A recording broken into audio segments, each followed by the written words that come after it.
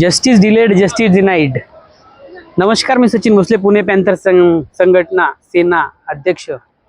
मी तुम्हाला एक सांगू इच्छितो की जस्टिस डिलेड जस्टिस डिनाईड का बोललो मी सुरुवातीला, कारण पोर्श अपघाताला 2 वर्ष पूर्ण झालेले आहेत, पण त्या मृत व्यक्तीला म्हणजे ती मुलगी आणि मुलगा ज्यांचा मृत्यू झाला त्या अपघातात त्यांना अजून न्याय मिळाला नाही. त्याच्या घरचे न्यायाच्या प्रतीक्षेमध्ये आहेत.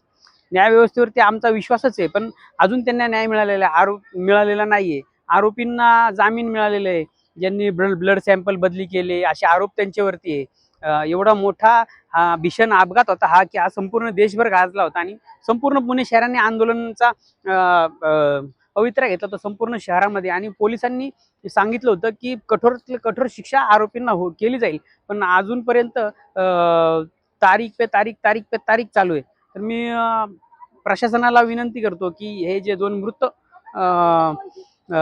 व्यक्ती आहेत, मुलगा आणि मुलगी, त्यांना लवकरात लवकर न्याय मिळावा. आणि हे एक उदाहरण सेट झालं पाहिजे की गरिबावरती जरी अन्याय झाला, गरिबाला जरी अपघात झाला किंवा तर त्याला पण न्याय हा समान आहे, समानतेनेच न्याय मिळाला पाहिजे. म्हणजे गरिबावरती अन्याय झाला तरी सेम कायदा आहे, आणि पैशावाल्यावरती अन्याय झाला तरी, आणि पैशावाल्यांनी गरिबावरती अन्याय केला तरी पण हे समानता जो आहे, समता समानता बंधुता, हे जे कायदा आहे हा प्रशासनाने कोर्टाने हे सिद्ध केलं पाहिजे, दाखवलं पाहिजे, आणि त्वरित याची निकाल लागला पाहिजे. कारण 2 वर्षानंतरही जर निकाल लागत नसेल तर ही गंभीर गोष्ट आहे, आणि हा गंभीर गुन्हा आहे. कारण अपघात तो होता का तो खून होता हा एक प्रकार आहे त्याच्यामध्ये. कारण नशेमध्ये बेधुंदपणे पैशावाल्या लोकांनी ती गाडी चालवली, पैशावाल्यांच्या मुलांनी त्यांच्याकडे गाडी कोणी दिली, काय गरज होती ती गाडी देण्याची, किती जबाबदारी होती 4 व्हीलर देण्याची वय कमी असताना सुद्धा.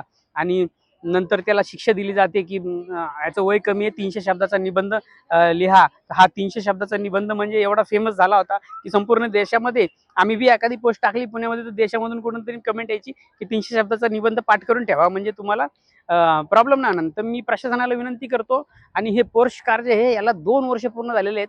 तर या 2 वर्षात अनेक घडामोडी झाल्यात. लोकांना असं नको वाटायला की आपण हा विषय विसरलेलो आहे किंवा लोक विसरलेले आहेत. लोकांच्या लक्षात ते, लोकांच्या मनामध्ये छाप आहे, आणि कोर्टाने असा निकाल दिला पाहिजे, कठोर निकाल दिला पाहिजे की गरिबावरती जरी अन्याय झाला तरी कायदा हा सर्वांना समान आहे, हा असा मेसेज गेला पाहिजे.